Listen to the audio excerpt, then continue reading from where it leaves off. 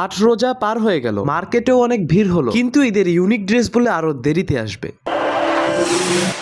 আসসালামু আলাইকুম এভরিওয়ান, কি অবস্থা সবার, কেমন আছেন সবাই? আশা করছি সকলেই ভালো আছেন ও সুস্থ আছেন। আজকে ভেবেছিলাম ঢাকার অন্যতম মার্কেটগুলো ঘুরে দেখার চেষ্টা করব, ঈদের জন্য ইউনিক কি ড্রেস এসেছে তা দেখার জন্য। তো যেতে যেতে পথে একটা বাইক নিয়ে ছুটে চললাম গন্তব্যের উদ্দেশ্যে। প্রথম গন্তব্য ছিল বসুন্ধরা শপিং কমপ্লেক্সে। তো অলমোস্ট কিন্তু আমি বসুন্ধরা সিটির সামনে চলে এসেছি। অলমোস্ট কিন্তু আসরের আজান দিয়ে দিয়েছে, তার জন্য একটু সন্ধে সন্ধে ভাব হয়ে আসছিল। আজ কিন্তু ৮ রমজান ৯ মার্চ। তো মার্কেটের সামনে এই ঝর্ণাগুলো কিন্তু নর্মাল ডেতে অফ থাকে, বাট ঈদের আগ মুহূর্তে যেহেতু সেই ক্ষেত্রে হয়তো বা অন করে দিয়েছে। মানুষের সংখ্যা কিন্তু মোটামুটি ভালোই ছিল। এখন কথা হচ্ছে যেহেতু ৮ রমজান পার হয়ে যাচ্ছে, মার্কেটে ঈদ কালেকশন কি কি এসেছে এ নিয়ে কথা বলা। তো অল ওভার একটা কথাই বলতে হবে, আপনারা যদি ঈদের জন্য নিউ কালেকশন চান তাহলে অবশ্যই 15 রমজানের পরে মার্কেট করবেন। এখন কিন্তু ইফতারের সময় হয়ে গিয়েছে, এত পরিমাণে মানুষ ছিল বসুন্ধরা সিটির উপরে, আমি জায়গাই পাই নাই। তারপরে সবাই খেয়ে দিয়ে যখন চলে গেছে, এরপরে আমি খাওয়ার জন্য গিয়েছিলাম। তো বসুন্ধরা সিটির সামনের সিঁড়িতেও কিন্তু অনেক বেশি মানুষ ছিল। আমি শুধুমাত্র পানি দিয়ে ইফতার করে এরপরে সবাই যখন খেয়ে চলে গেছে, আমি উপরে গিয়ে রিল্যাক্সে বসে বসে খেয়েছিলাম। এই ট্রিক্সটা আপনারা মার্কেটে গিয়ে ইউজ করলে অবশ্যই অনেক বেশি ভালো লাগবে। যাই হোক, বসুন্ধরা সিটি ঘোরাফেরা শেষ করে এখন আমি যাচ্ছি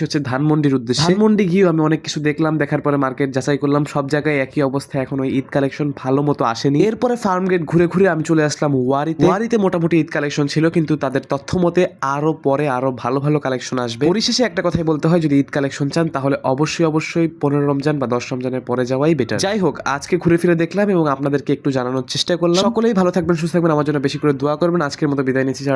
আসসালামু আলাইকুম।